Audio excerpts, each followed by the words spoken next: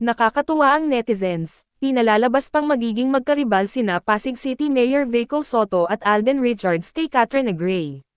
Dahil ito sa balitang pagfo-follow nila sa isa't isa sa Instagram, IG. Kahit sabihin pang may collab project sila kaya nag-follow sa IG, marami pa rin ang kinilig. Looking forward na ang netizens kapag nagkita ng personal sina Katrina at Vico at hindi pa man nangyayari, marami na ang nagwi-wish na makunan ng videos o kaya'y photos. As for Alden, magkasama sila ng former Miss Universe sa The Scar Project campaign by Bello Medical Group. Sila ni Alden ang magkatulong sa pagpapalaganap ng campaign at may nakaisip agad na pwede silang magkasama sa project. May mga comment na natuwa na nagsama ang dream niyang maging sila at may mga nag-agree. Sabi naman ng isa pa, Katrina and Alden look good together, bagay sila at i-request daw nila na sila ay magka-project.